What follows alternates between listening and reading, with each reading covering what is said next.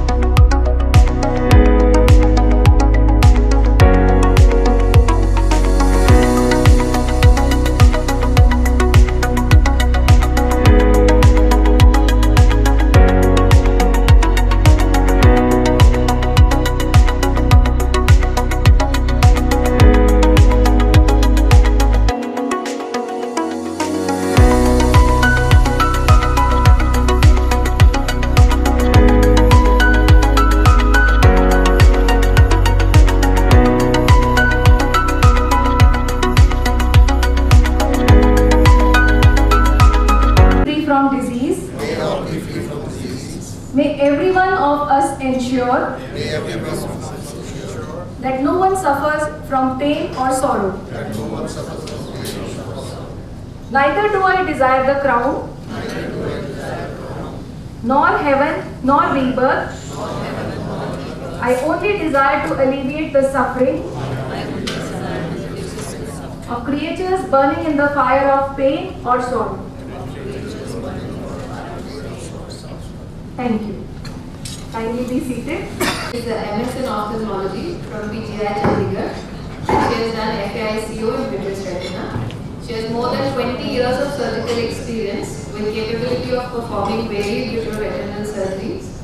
She is a life member of IMA, AIOS, Punjab Ophthalmological Society, JCRC, Vitreoretina Buckle Society of USA, URetina, ADDRS, APOIS and ASRS. And although it's not mentioned here, but I know her to be very good at her presentations. She presents very often in conferences and she writes articles in many journals. So we are very happy to have her with us today. First of all, I would like to thank Team Ima Jalandhar for giving an opportunity to present on this platform.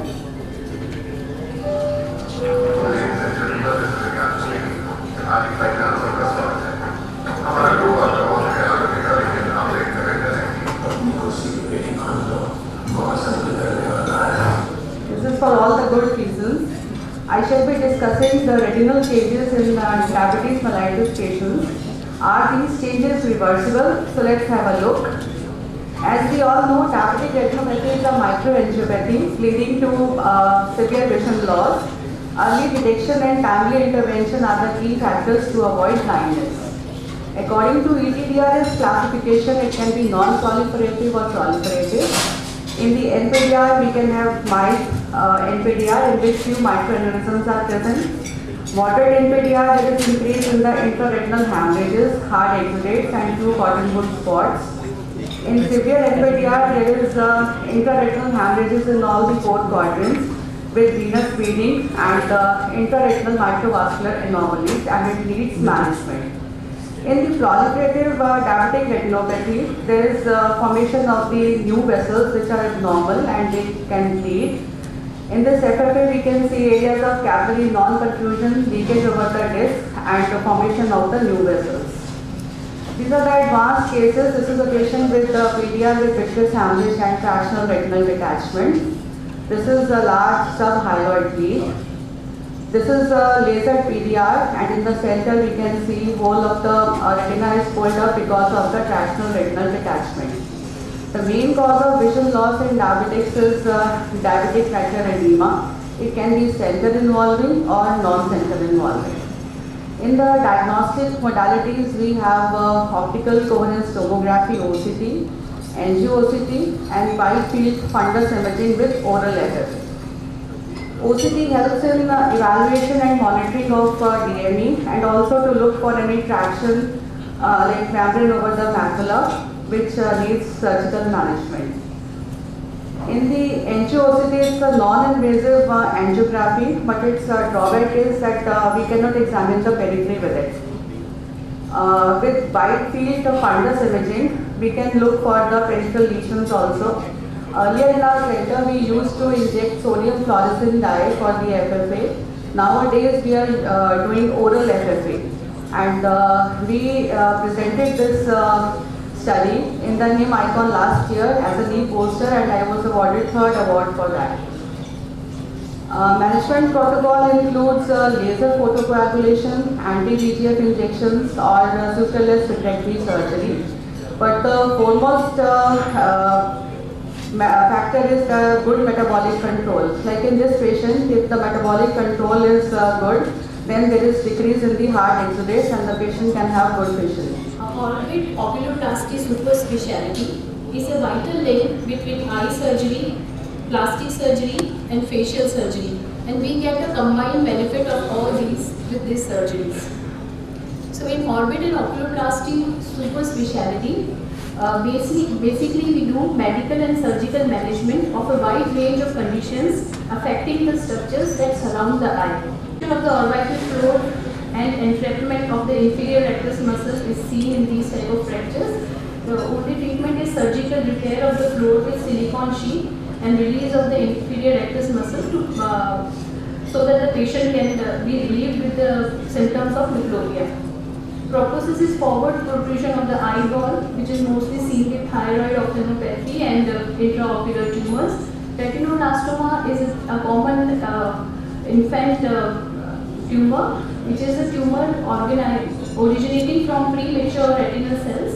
Whenever a patient whenever it comes with a white reflex in the eye, we should refer the patient as soon as possible to our oculoplasty clinic. The treatment is surgical chemotherapy or a radiotherapy. In our center also we are giving surgical treatment to the patient, and as well as we are doing a genetic mapping for the family and guiding the patients and family for doing their genetic counseling for this disease. Some of the end stage eye diseases where there is no hope of vision improvement and the patient wants a cosmetically better appearance for their rehabilitation. We do excision of the eye and socket is reconstructed and the customized prosthesis is provided to the patients in our oculoplasty lab. We make an acrylic shell for the patient which gives a 3D impression and look like eye is made for the patient. And these are some of our happy patients. After giving them this rehabilitation, they feel quite comfortable. For allowing me to come here and doing a short presentation on amblyopia management, when and how to correct it. So what is amblyopia? Amblyopia is basically a unilateral or a bilateral decrease of visual acuity, a form vision deprivation or bilateral decrease in the visual acuity. Basically, there is a form vision deprivation and a normal binocular interaction between the two eyes, for which there is no organic cause in the eye. So basically, it is a problem which is lying within the brain but manifests as loss of vision. So it can be functional, where there is a possibility of reversible of amblyopia. Amblyopia in common terms is also called lazy eye, and it's very common and very prevalent in our society. Most of us, we don't actually realize it when we are old enough to actually guess that one eye vision is less. Most of us, we keep on working with one good eye and the other eye being unlocked. The second cause is organic, where the chances that it is irreversible and it is because of the abnormalities which are present in the eye or in the brain, like optic atrophy or anoxic brain damage. So prevalence is up to 4% in the general population, and it's a major cause of vision loss in the ages less than 45 years of age. The causes of amblyopia, first is strabismus. Strabismus in common terms, squint. Different types of squints are congenital isotropias, congenital exotropias, accommodative or intermittent exotropias. Amblyopia is usually unilateral in cases of strabismus. What happens is there is a strong fixation preference for the one eye, which results in the suppression of the cortical activity related to the non-preferred eye. So if the activity in the non-preferred eye, the eye is pointing at a different point, the child will not be able, the child or the adult will not be able to use that particular eye and it will go into suppression. So then there is monoocular pattern distortion. They are seen in anisometropia. Anisometropia is basically one eye having a lesser number and the other eye having a higher refractive error. Or in cases of unilateral cataracts or unilateral corneal opacity, vitreous hemorrhage and other causes, it is also unilateral. The retinal image is blurred and that leads to cortical suppression and poor vision development. The eye points to the same point, but because of there is opacity here, the image is not formed and this eye goes into amblyopia. Third is bilateral pattern distortions. It happens when there is a high achromatopia, astigmatism, bilateral media opacities, bilateral corneal opacities. The image to both the eyes is blurred, leading to decrease in poor development, but the cortical suppression is not there because both the eyes are equally good or equally bad. So diagnosis of amblyopia is, if you see this Snellen chart and one eye of the child is able to read the last line, the other eye is not able to read up to this point, the 6-12 line, and it's not going beyond that, then this means the child probably has a unilateral amblyopia, or compared to a normal population, if the child is not able to read the last 2 lines, means there is a possibility of amblyopia. So early diagnosis of a child is very important, because if we are not, what is the pathogenesis of amblyopia? See, the growth happens as the nerves they grow. If there is a ptosis which affects this visual axis, then this has to be lifted as soon as possible when the child comes to it, because clear visual axis will help the patient to have clearer retinal images and help in decreasing the amount of amblyopia. So correcting the media opacities like this cataract, unilateral or bilateral. Unilateral cataracts, they are more prone for amblyopia compared to the bilateral cataract. Bilateral cataract, once we remove, equal stimulation goes into the eye and less amount of amblyopia is seen. So no child is young enough to operate. Even ages of 2 to 3 months can be operated easily. Coming to the management of cataracts, the IOL, if the age is less than 6 months, we have to assess the size of the eyeball. If the eyeball is adequate, we can implant the IOL. If the eye is not good enough in size, the surgery is done without the IOL and the phakic glasses are prescribed.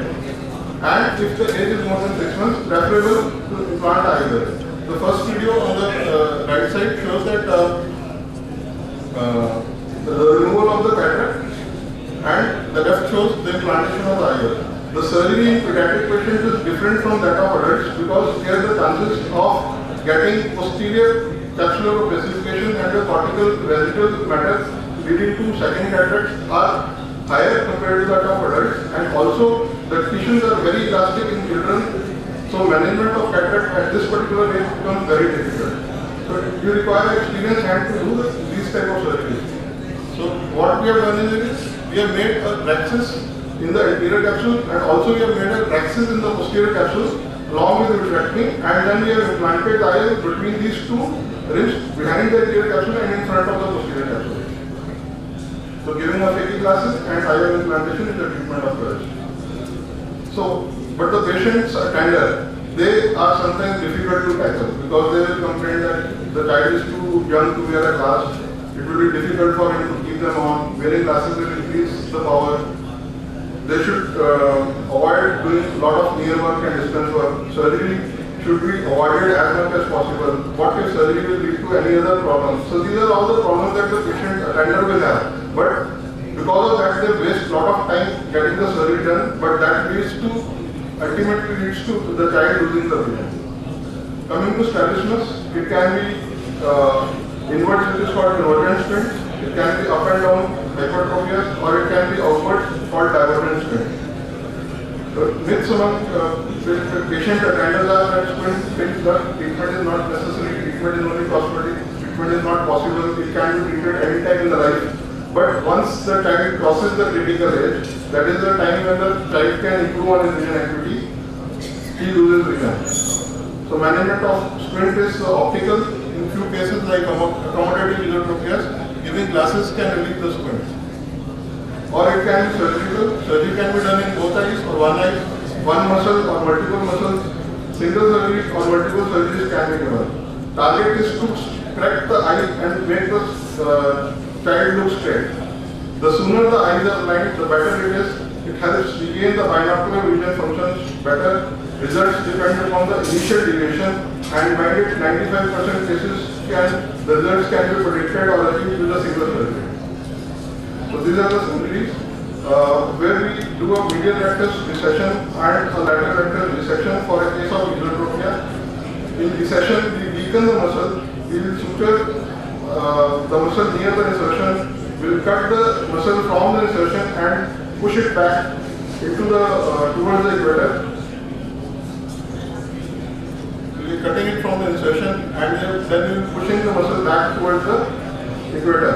So this will weaken the muscle action and the eye will tend to move outwards in cases of esotropia. And in cases of exotropia, when we do a resection, we are going to pull the muscle forward towards the insertion. So we are putting the suture within the bulk of the muscle, and then we will be moving this muscle forward and suture it to the insertion. This will pull the muscle outward, and whatever the extra muscle left behind, the lump is removed surgically. So next, after once we are over with clearing the media and then improving the fixation, we next go to improve and force the eye to fixate more. So that can be done with occlusion therapy, penalization, or binocular vision stimulation exercises. So occlusion can be full-time or partial, and it is the mainstay of amblyopia treatment. And the results depend upon when the child starts the therapy, when the treatment was initially done, density of the amblyopia, compliance and commitment of the parents towards giving the treatment. For that, counseling and repeated talking to the child is very important. So this is a child with the occlusion therapy, where the sound eye is occluded and the patient is asked to do activity with the amblyoptic eye. Occlusion can be full time, that is throughout the day, into the number of days. How many days you are supposed to give this full time occlusion depends upon the age of the patient, or it can be part time. Part time is number of hours a day into the age of the patient. So full time is beneficial when the amblyopia is severe, and part time can be given and is equally beneficial in cases where the amblyopia is moderate. This type of partial occlusion where the occluders are attached to the glasses, or where the frosting of glasses done, they actually does not have it because the child has a child can peek through these glasses. Atropinization of the sound eye, where 1% atropine is given into the eye, which is normal, is useful in cases of moderate amblyopia, and is useful where the child is not cooperative for occlusion therapy. Finally, coming to the binocular vision stimulation, where computer-based exercises are the recent treatments. Both eyes are stimulated at the same time. When both eyes are stimulated at the same time, it gives an extra impulse for the eye to grow. So the target is to improve the weaker eye. And it also provides the real-time data that suggests the level of improvement, how much it is happening. So this is one of the patients undergoing this binocular treatment. You can see that this dichotic anti-suppression therapy in the form of the child is supposed to look at this dots and see, the child can able to see this red dots bigger enough, but smaller dots is missing. So this means the amount of amblyopia is actually more than normal.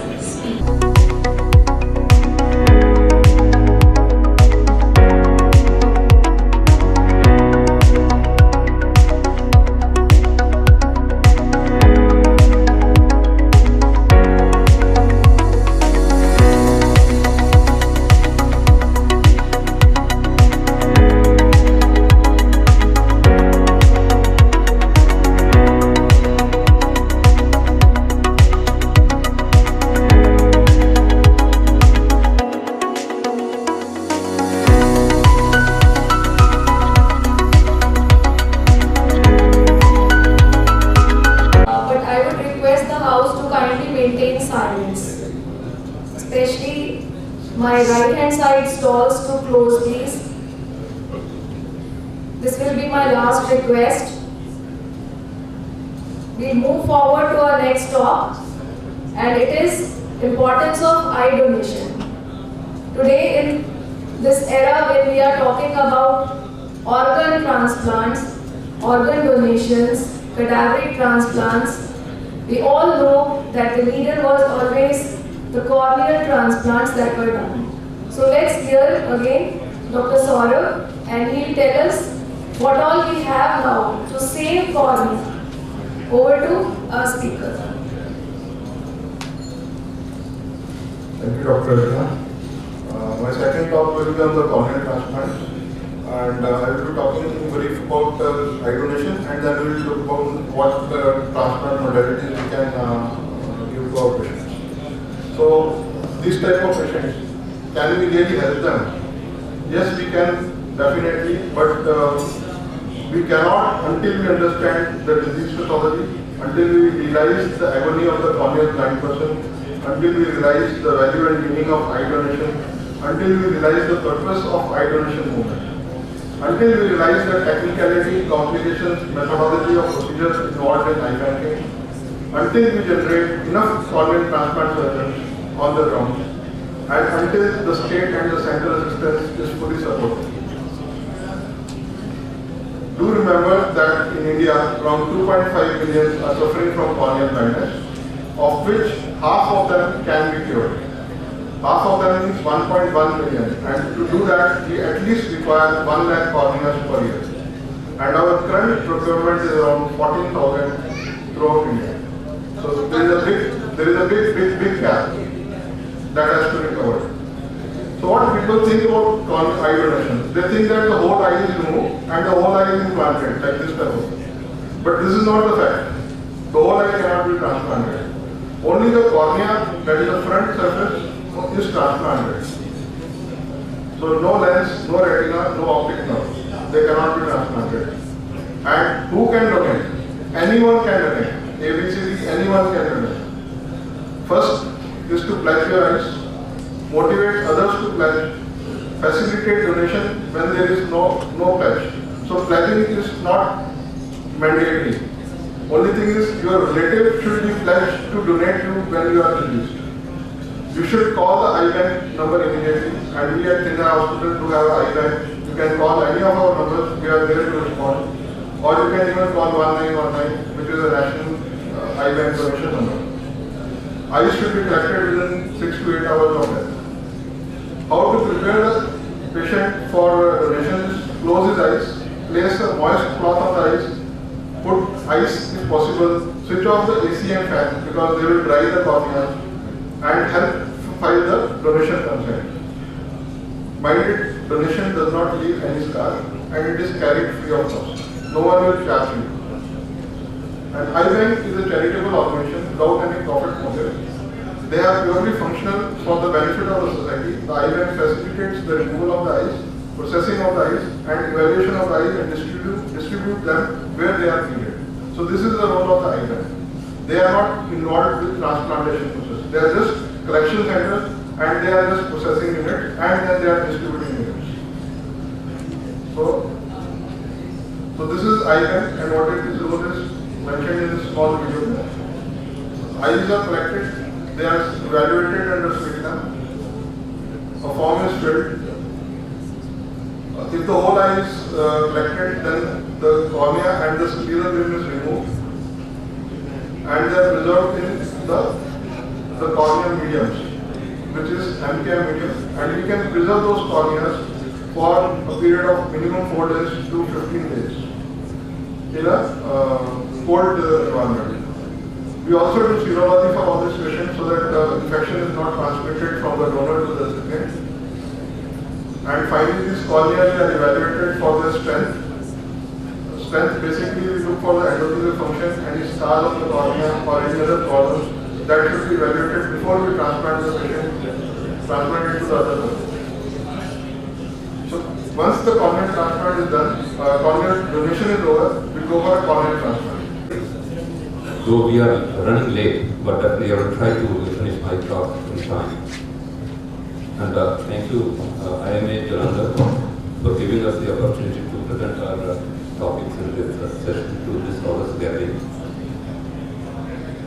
At the outset, I would like to say that good number of people, they come to us and say that chashma utarna chahiye thi.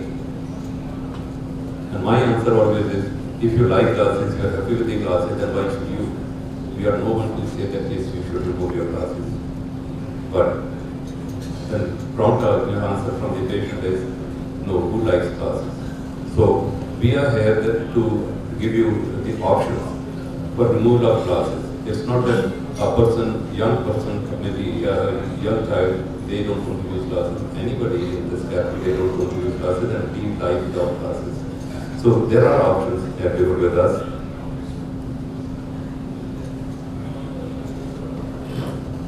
So today, even cataract surgery is a refractive surgery.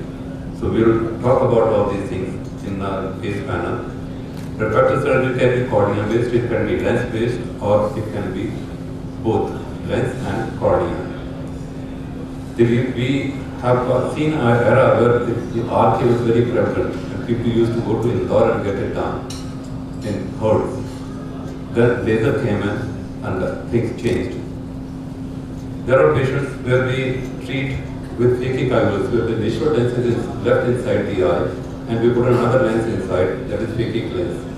And there could be refractive lens exchange, or in cases where there is cataract, and everybody can think of being without glasses. So laser-based procedures, it can be just one laser, that is examined laser-based, that can be surface ablation, PRK, LASIK or trans-PRK, or it can be microkeratome-based surgery, that is LASIK. If we combine two lasers, that is femtosecond laser and examined laser, it could be femto-LASIK. And it could be just one laser, that is the latest, that is femtosecond laser, and we are doing SMILE and SMILE Pro. PRK or photorefractive surgery that came in the first laser treatment, where we used to remove the epithelium from the surface, do ablation with the examined laser, and give patient the spectral-free vision. And then came trans-PRK also, where we don't remove the epithelium, we ablate the epithelium and stroma together and change the curvature of cornea and give patient spectral-free vision. This procedure is very short, it takes very short time, but it is post-operatively patient has experiences pain for maybe 48 to 72 hours, sometimes more than that, and recovery of vision is slower, and sometimes there could be corneal haze and irregular epithelium, and these are the drawbacks of PRK. It is preferred in cases where cornea is thin and we cannot do LASIK or SMILE, where patient doesn't want to have an eye where they could perform good, like the boxer or maybe contact sports people. They don't want to, they cannot go for LASIK because injury can dislodge the flash. So they are the good patients of PRK. And a good number of people, they come to us and they say that they want to join army and that there should not be trace of surgery. So they are the people they can go in for. And trans-PRK is nowadays there is a phase of people say that no touch laser technique. So that is trans-PRK can be done. What our question is like that I told you, like recovery is longer and patient has experiences pain. And you need regular follow-up and medication for at least 3 months. And some people with high myopia or high refractive can develop corneal haze and quality of vision suffers. For them, the procedure came in that was LASIK, that is laser in situ keratinolysis. In this case, we create a flap of the superficial layers of the cornea, left it, and then ablate the corneal tissue with examined laser. It gained popularity because the pain was less, discomfort was less, it was for a short time, and quality of vision of the patient was good, and the patient was happy. But drawback is that flap-related complications can be there. The procedure, it was microkeratome that we were using, mechanical microkeratome. It is a blade that is running in it. It's used to just create a flap of the superficial edge. We used to lift the flap and then do the laser.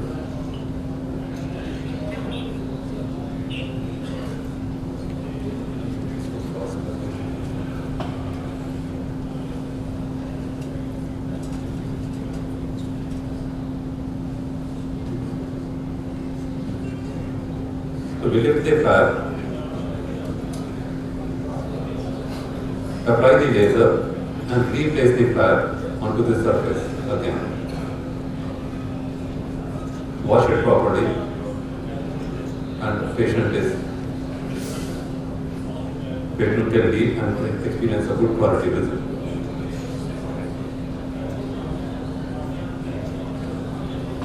It has few pitfalls with microkeratome. Means the quality of flap is not that good. It is thicker at the periphery, thinner in the center. Stored for like once we make a flap, the strength of the cornea goes down. Sometimes quality of blade is not very good. That can give a red flap. And control and flexibility of the customer is not very customizable. The size of the flap is similar in all the cases. Sometimes we can vary to very small extent, we cannot. And error increase much more. Like if we plan thickness of 120 microns, it could be 160 also. Sometimes it means thickness that we have to leave behind, it is slightly more. So these are the pitfalls with microkeratome. And these are the few complications that we used to encounter. Sometimes the free flap also. To avoid all these things, the next procedure came in, that was a blade-free laser. And that is done with the femtosecond laser. We create a flap that is more customizable, very precise, and margins are sharp. And once we place the flap in place again, it just fits into the gutter and does not move much. But injury was again an issue where somebody has an injury, then the flap can move, but there could be wrinkles in the flap that leads to decrease in the quality of vision.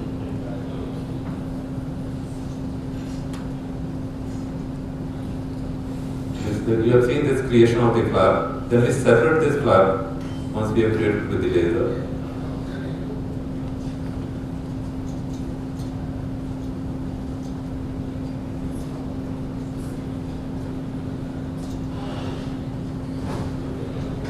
Sorry, that slide slipped off. To avoid the complications of flap, that was LASIK.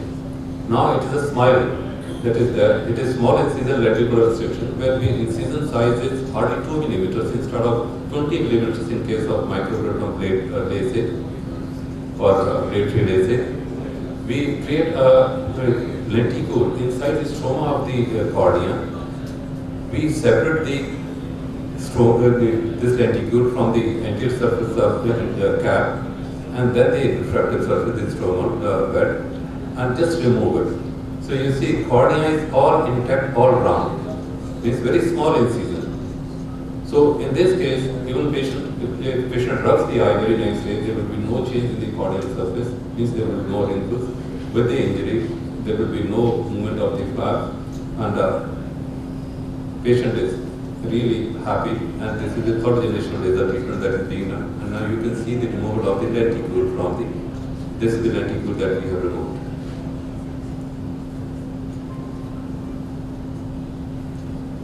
Now the technology that we have is even advanced, that is Smile Pro. Smile Pro is the latest machine that we have, and it is robotic. Frequency is 2 millihertz, and it performs procedure in very short time, 9 to 10 seconds only. It has a software where we can focus the laser and the center of the lenticule at the visual axis to give a better quality vision to the patient. In case of astigmatism, we can align the axis with the movement of the reticule, and the correction is very, very accurate. The patient gets better quality of vision than even the relaxed motion. Here you can see the difference, like in left hand, it's like the same image. you can see that even the refractive cut is being done, and by that time we have finished the treatment with the Smile Pro. It is really fast, and the faster the treatment time, less are the complications intraoperative. Means movement of the eye will not be there, suction loss will be the least. So quality of vision is better, quality of treatment is better.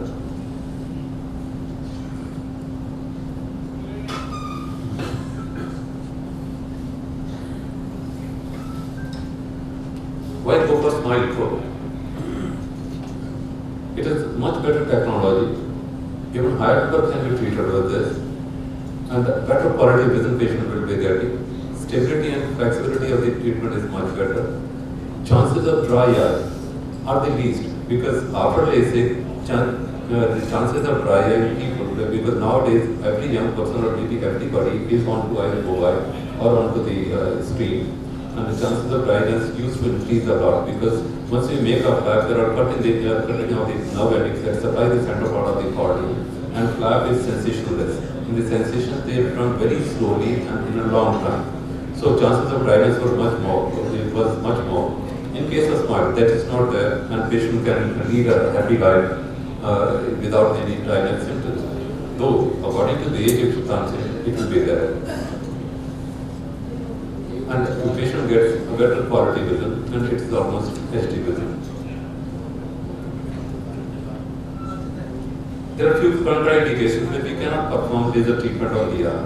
Like if somebody had abyssus ophthalmicus, means there is sensation loss in the cornea, and there is corneal obesity, we should not do it. If patient have very severe dry eye, we should avoid it. If there is some corneal abnormality, shape abnormality, we should not do it. Or any keratoconus like or actinic disease of the cornea, it can be avoided. But in those cases, we have another option, that is lens-based procedure, and that can be done. We can give patient spectacle-free vision. For those patients, there is phakic lens available. That is the lens that we put inside the eye with natural lens inside. It can be done for patients who have glasses for distance and near, that is PIVs here, where there is insufficient cornea, where we cannot do laser treatment. Or there is a residual vision for distance and near in case of patient who has gone for intraocular lens implant and patient doesn't want to use glasses. And patients who have keratoconus, then we can do it. You can see the injection of this lens inside the eye, where we will just place between the iris and natural lens. It is a plate haptic lens. It is inert. It does not cause any harm to the eye. It goes behind the iris in the circles, and we just we don't suture the wound. We just hydrate the wound, and patient is without glasses.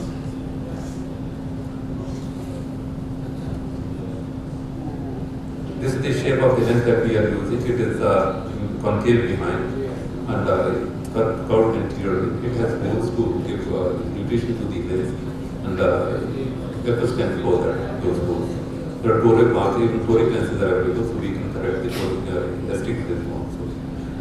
Even after refractive surgery, we can, cataract surgery, we can put on multifocal lenses.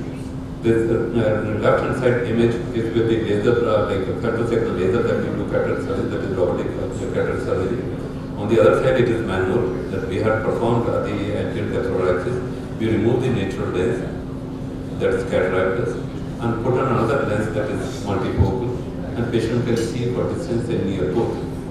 And there are few steps that are very important in these cases, that we have to clean the cortical matter thoroughly, and for that we have to use good quality machines. And after doing that, we put a lens inside, and for this, yes, we have to have better calculations, where we have equipment like optical equipment, where we calculate the eye power to the best of our able and give patient the better quality vision. You can see the injection of the lens in the right side and the left eye lens also. They are multifocal lenses. They go into the bag, they settle there, and being multifocal, they give patient the better quality vision, spectacle-free vision.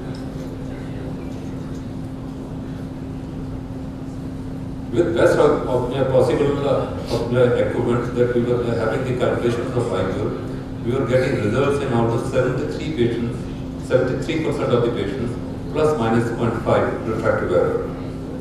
But with this new technology, that is ORA, that is intraoperative biometry, that is wavefront guided, we can give almost to 83% patients, we can give within refractive error within plus or minus 0.5. Means we have improved by 10% with this technology, and the patient can have good quality vision, even better quality vision. And very important thing is like the alignment of the lens inside the eye. If it is toric, it has to be properly aligned. You can see the marker that is means we have digital equipment. The digital marking is done, and this is overlay in the microscope that we can see through. It is not manual. We can align the lens and center the lens properly so that patient can have a better quality vision. If patient cannot be treated with one technology, we can use two technologies. It can be cornea and lens. We can put patient lens inside, and the residual refractive error we can treat with laser. Patient has gone in for a cataract surgery, has a residual power that can be treated with laser. And for number of patients we have where there is a residual power and patient is not happy, we offer them laser and the patients are happy. So anybody who doesn't want to use glasses, maybe without hasn't gone for any surgery, they can, if they have cataract or hypermetropia or myopia, they can go in for a multifocal lens surgery. Or somebody had cataract surgery and they have residual refractive error, that can also be treated with laser or with Presby IPC. So anybody can think of being without glasses. Thank you very much. We call decorated soldiers who have won bravery awards, who go beyond the call of duty and achieve all that. Ladies and gentlemen, it won't be an overstatement to say that Dr. Sangeet Mittal happens to be one of the most decorated eye surgeons in Jalandhar. By decorated means the number of awards, and I'm open to correction. Ever since history has been documented in Jalandhar, I don't know of any eye surgeon, living or dead, who has won as many awards as him.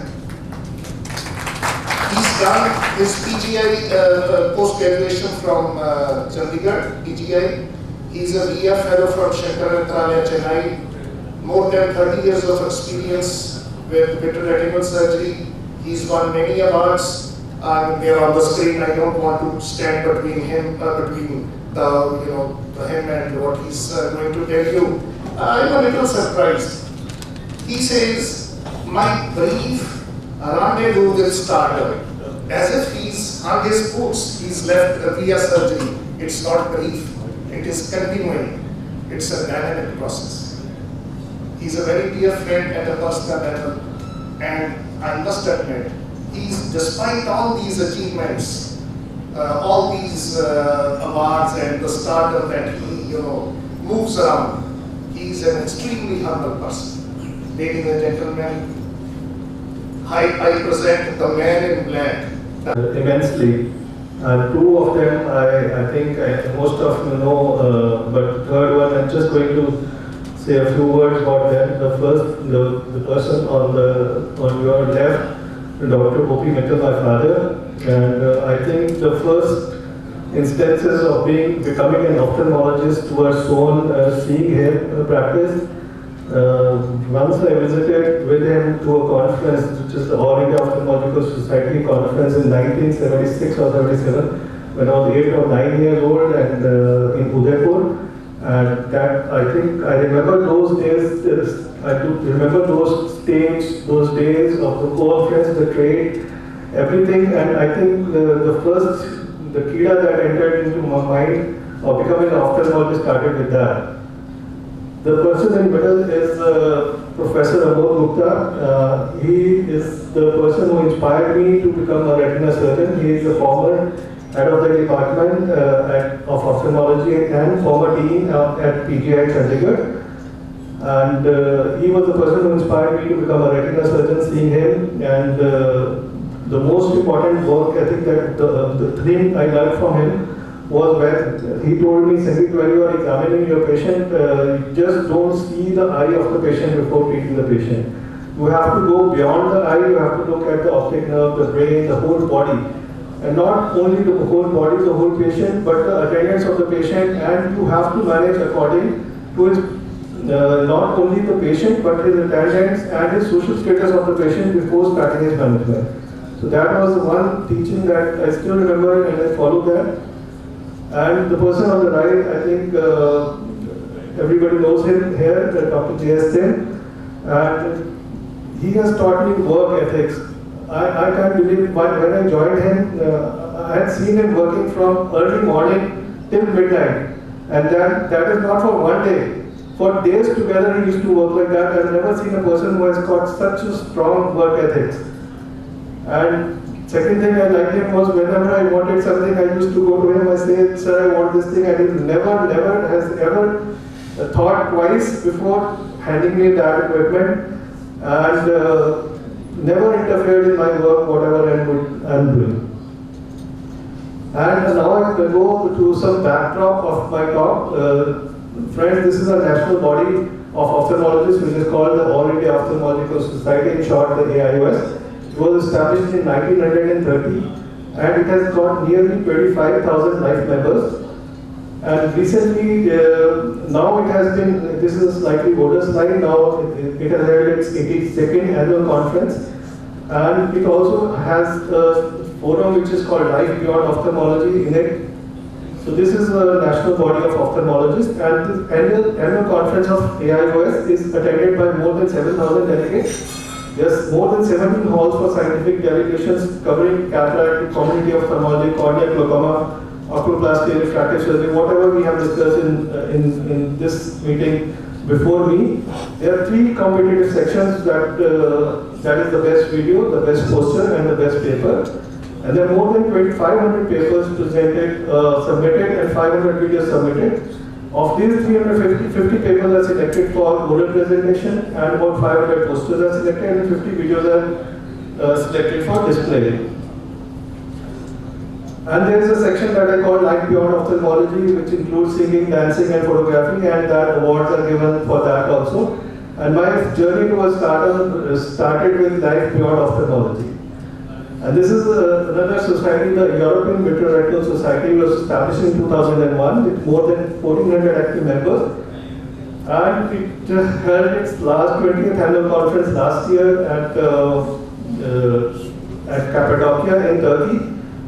And I'm proud that I'm the first Indian ophthalmologist or Indian retina surgeon who have been incorporated into the board of the European Vitreoretinal Society.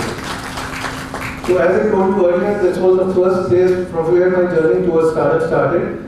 This was a Life Beyond Ophthalmology photography contest held in 2021. And the theme was places, they asked for 4 entries per participant. And my rank was best individual photo and the best collective group of photographs. So these were the 4 photographs that I had submitted, and can anyone guess which photograph won the best prize?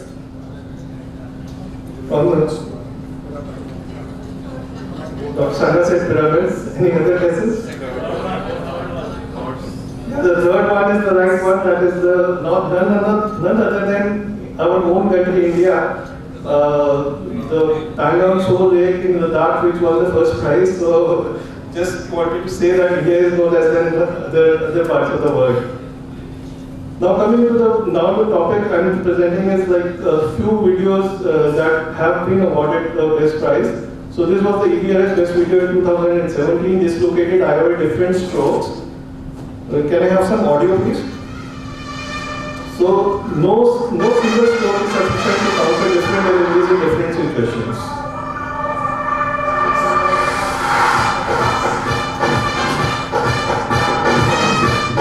And different strokes are adapted by top batsmen in different situations. So similarly, ophthalmologists or the retina surgeons adopt different techniques in countering different intraocular lenses which have been dropped behind. So complications do happen during cataract surgery or post-cataract surgery. So first of this shot was a scoop. Scoop is when you just scoop up the IOL which is dropped behind, and then you bring it into the front and place it in the sulcus or the place where it should be. So this is possible only if there is an adequate support, the capsular support which is present there. So this way you fix this IOL which has been dropped behind. The next shot is the hook shot. So in this, a diametrically opposite two flaps are created, and then a sclerotomy is created. The IOL is brought up. In this case, there are no capsules, so you can't put it on the capsule.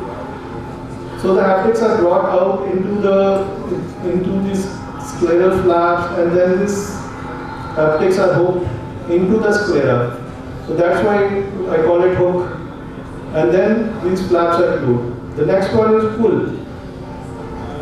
The pull shot, which again, sometimes you have to play this. So there are some different types of IOLs. And in this dropped IOL, this is the aqueous lens which has been dropped. What we have used is, we have used sutures to fix this IOL. The sutures were passed through the haptics of these IOLs, and then these sutures were brought out. The way we have pulled the lens up using the sutures, and then these sutures are tied, and the IOL is fixed in its position.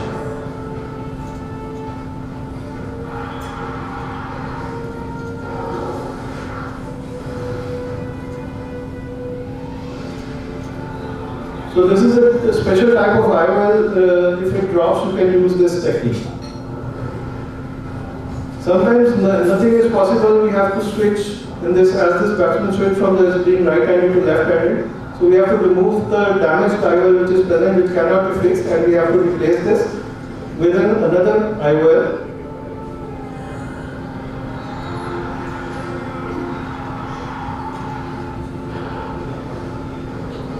Some audio, we can please go. And then this IOL is then fixed into this interscleral pockets.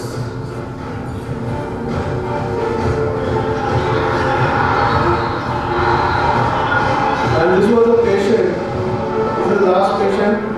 She was a patient who had undergone keratoplasty, and to remove this IOL, we would have to remove the cornea, but to prevent this, we cut out the part of the IOL, make the haptic thin, and then fixed it into the sclera. And post-surgically, she regained a vision of 6/12 in this eye, and the other eye, she was already blind.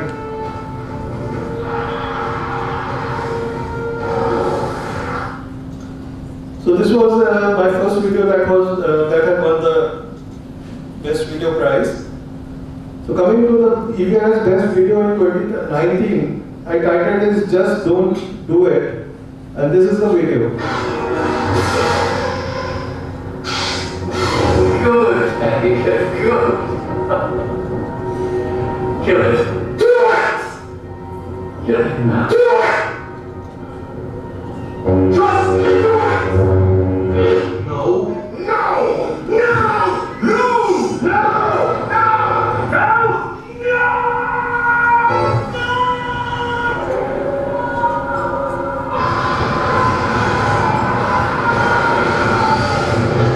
You don't decide how your story begins, but you do get to decide how it ends. All characters in this video are imaginary and fictional. Resemblance to any person living or dead is purely unintentional and deeply regretted. So this video is about the complications of characters. Hypotony and choroidal detachment. Due to hypotony, there was difficulty in inserting a tube cannula which ended up in suprachoroidal space. The wound was bleeding and there was preface in incision. The wound was cleaned and IOL was implanted in the sulcus.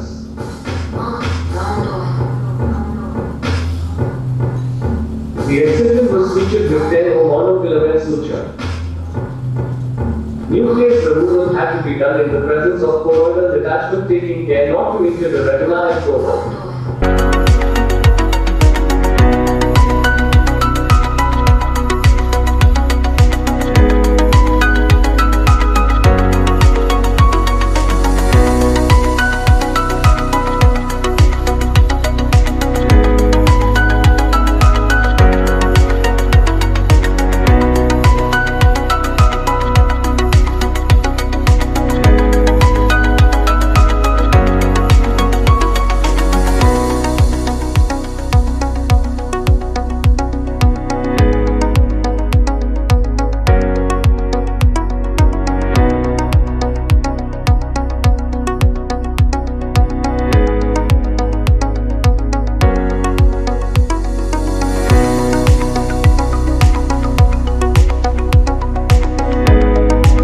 आज Hind eye hospital ने IMA के जालंधर के साथ आज का programme किया, CME किया, जिसमें कि हिंद आई हॉस्पिटल के सभी डॉक्टर्स ने आँखों की जितनी भी बीमारियां हैं उनके बारे में विस्तार से सभी डॉक्टर्स को बताया, ताकि सब लोग इन बीमारियों के बारे में जान सकें और अपने मरीज़ों तक उसका लाभ पहुंचा सकें, और सारे मरीज़ सब लोग जिनको भी ये देखें वो अपनी निगाह का अच्छे से ध्यान रखें और इस दुनिया का अच्छी तरह से आनंद उठाएं। सबसे इम्पोर्टेंट जो चीज़ें यहाँ पे बताई गई वो था कि चश्मे को उतारने की विधियाँ क्या क्या हैं, कैसे इंसान बिना चश्मे के रह सकता है या चश्मा लगाता है तो उसको ना लगाना पड़े। इसके अलावा शुगर, जो कि हमारे यहाँ एक पेंडेमिक है, हमारे देश में बहुत बुरी तरह से फैल रही है, उससे आंखों पे क्या बीमारियाँ हो सकती हैं, उसका इलाज कैसे किया जा सकता है और उससे कैसे बचा जा सकता है, उसके बारे में बताया गया। महंगेपन के बारे में बताया गया। आई डोनेशन के बारे में बताया गया, ताकि ऑर्गन डोनेशन में आई डोनेशन जो ऐसी चीज़ है जो कि कोई भी कर सकता है और एक आंख से 3 मरीजों को लाभ हो सकता है, तो उसका क्यों ना लोग फ़ायदा उठाएं। और हमारी गुजारिश सबसे ये है कि अपनी आँखें प्लेज जरूर कीजिए और आँखों का दान कीजिए, ताकि ज़्यादा से ज़्यादा लोग इसका फ़ायदा उठा सकें और जिनको नहीं दिखाई देता वो भी इस दुनिया को देख सकें। आपके बाद, आपके मरने के बाद आपकी आंखों से इस दुनिया को कोई देख सके। I am Dr. Apurva Mittal and I am taking care of orbit and oculoplasty unit at Thindai Hospital, and in this speciality we take care of all the problems which are there in the patients to improve their cosmetic appearance and to give them a good appearance in their cosmetic appearance to the eye.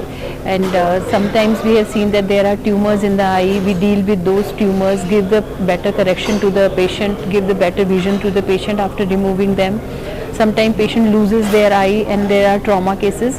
For them also we rehabilitate those patients with the customized prosthesis eyes, and we have discussed all these things, and there are many conditions which are present in the kids, and we treat them also in the early age so that they can lead their life happily. And we have just told all our things which we can do and help the society with the IMA. Thank you. आज का programme IMA Jalandhar की तरफ से organise किया गया था और थिंडाई hospital के डॉक्टर्स ने यहाँ पे जो प्रेजेंटेशन दी है, मैंने अपनी तरफ से जो प्रेजेंटेशन दी है, being doctor Saurabh Mittal, cornea specialist, मैंने लोगों को जागरूक किया कि वो आई डोनेशन के बारे में अवेयरनेस क्रिएट करें, जिससे कि आने वाले टाइम में हमें ज़्यादा से ज़्यादा कॉर्नियाज मिले और वो कॉर्नियाज जो कॉर्नियल ब्लाइंडनेस को कम करने में हेल्प करेंगी। हमारा हॉस्पिटल कॉर्नियल ट्रांसप्लांट के क्षेत्र में सबसे आगे है और हम ऑलमोस्ट साल के 100 से 120 कॉर्नियास ट्रांसप्लांट कर रहे हैं। उसके अलावा हम लोगों ने बच्चों में जो बीमारियां होती हैं उसके रिगार्डिंग भी अवेयरनेस क्रिएट करने की कोशिश करी है, ताकि लोग जो डॉक्टर्स हैं, जो IMA की फैकल्टी है, उन तक ये मैसेज आए कि बच्चों की बीमारियां छोटी छोटी उम्र में कैच करनी चाहिए, जल्दी से जल्दी पता लगने से उनकी जो आंखों की रोशनी है उसको बचाया जा सकता है। थिंडाई हॉस्पिटल ने IMA ਦੇ ਨਾਲ ਰਲ ਕੇ ਇੱਕ ਪ੍ਰੋਗਰਾਮ ਦਾ ਆਯੋਜਨ ਕੀਤਾ, ਜਿਹਦੇ ਵਿੱਚ ਅੱਖਾਂ ਦੀਆਂ ਬਿਮਾਰੀਆਂ ਬਾਰੇ ਬਾਕੀ ਫਿਜ਼ੀਸ਼ੀਅਨਸ ਨੂੰ ਸਾਰੇ ਬਾਰੇ ਦੱਸਿਆ ਗਿਆ। ਸਪੈਸ਼ਲੀ ਉਹਦੇ ਵਿੱਚ ਕਾਰਨੀਅਲ ਡੋਨੇਸ਼ਨ ਦਾ ਕੀ ਰੋਲ ਹੈਗਾ ਔਰ ਉਹਨੂੰ ਕਿੱਦਾਂ ਕਰਨਾ ਚਾਹੀਦਾ ਹੈ ਔਰ ਕਿੱਦਾਂ ਉਹਦੇ ਵਿੱਚ ਬੈਨੀਫਿਟ ਹੋ ਸਕਦਾ ਹੈ। ਉਸ ਤੋਂ ਇਲਾਵਾ ਚਸ਼ਮੇ ਉਤਾਰਨ ਦੀ ਵਿਧੀਆਂ ਬਾਰੇ ਦੱਸਿਆ ਗਿਆ, ਜਿਹਦੇ ਵਿੱਚ ਸਮਾਈਲ ਪ੍ਰੋ ਜਿਹੜੀ ਕਿ ਲੇਟੈਸਟ ਟੈਕਨੋਲੋਜੀ ਹੈ ਸਾਡੇ ਕੋਲ थिंड आई हॉस्पिटल बारे ਉਹਦੇ ਬਾਰੇ ਦੱਸਿਆ ਗਿਆ ਕਿ ਕਿੱਦਾਂ ਉਹ ਪੇਸ਼ੈਂਟਸ ਲਈ ਜ਼ਿਆਦਾ ਬੈਨੀਫੀਸ਼ੀਅਲ ਹੈ ਔਰ ਉਹਦੇ ਸਾਈਡ ਇਫੈਕਟਸ ਘੱਟ ਨੇ। ਇਸ ਤੋਂ ਇਲਾਵਾ ਅਸੀਂ ਡਾਇਬੀਟਿਕ ਰੈਟਨੋਪੈਥੀ ਜਿਹੜੀ ਕਿ ਸ਼ੂਗਰ ਦੇ ਮਰੀਜ਼ਾਂ ਦੇ ਵਿੱਚ ਅੱਖਾਂ ਦੇ ਵਿੱਚ ਪ੍ਰੋਬਲਮ ਆਉਂਦੀ ਹੈ, ਉਹ ਦੱਸਿਆ ਗਿਆ ਕਿ ਉਹ ਜਿਹੜੀ ਬਿਮਾਰੀ ਹੈ ਪਹਿਲਾਂ ਸੋਚਿਆ ਜਾਂਦਾ ਸੀ ਕਿ ਉਹਦਾ ਕੋਈ ਤੋੜ ਨਹੀਂ ਹੈਗਾ, ਪਰ ਉਹ ਕਿੱਦਾਂ ਹੁਣ ਉਸ ਬਿਮਾਰੀ ਦਾ ਇਲਾਜ ਕੀਤਾ ਜਾਂਦਾ ਹੈ ਔਰ ਮਰੀਜ਼ਾਂ ਨੂੰ ਰੋਸ਼ਨੀ ਵਾਪਸ ਆ ਜਾਂਦੀ ਹੈ। ਔਰ ਇਸ ਤੋਂ ਇਲਾਵਾ ਅਸੀਂ ਜਿਹੜੇ ਅੱਖਾਂ ਦੇ ਪਲਾਸਟਿਕ ਸਰਜਰੀ ਜਿਹੜੀ ਹੁੰਦੀ ਹੈ ਜਿਹਦੇ ਵਿੱਚ ਅੱਖਾਂ ਦੇ ਵਿੱਚ ਵੱਖਰੀ ਵੱਖਰੀ ਬਿਮਾਰੀਆਂ ਹੁੰਦੀਆਂ ਨੇ ਜਿਹਦੇ ਨਾਲ ਕਿ ਦੇਖਣ ਨੂੰ ਅੱਖ ਠੀਕ ਨਹੀਂ ਲੱਗਦੀ, ਉਹਦੇ ਬਾਰੇ ਗੱਲ ਕੀਤੀ ਗਈ ਇਸ ਮੀਟਿੰਗ ਦੇ ਵਿੱਚ। ਇਸ ਤੋਂ ਇਲਾਵਾ ਅਸੀਂ ਥਿੰਡ ਆਈ ਹਸਪੀਟਲ ਦੀਆਂ ਉਪਲਬਧੀਆਂ ਜਿਹੜੀਆਂ ਕਿ ਥਿੰਡ ਆਈ ਹਸਪੀਟਲ ਨੇ ਹਾਸਲ ਕੀਤੀਆਂ ਨੇ ਪੂਰੇ ਦੇਸ਼ ਦੇ ਵਿੱਚ ਔਰ ਜਿਹਦੇ ਨਾਲ ਕਿ ਜਲੰਧਰ ਦਾ ਔਰ ਪੰਜਾਬ ਦਾ ਨਾਮ ਰੋਸ਼ਨ ਕੀਤਾ ਹੈ, ਉਹਦੇ ਬਾਰੇ ਵੀ ਅਸੀਂ ਥੋੜ੍ਹੀ ਵਿਆਖਿਆ ਕੀਤੀ ਗਈ।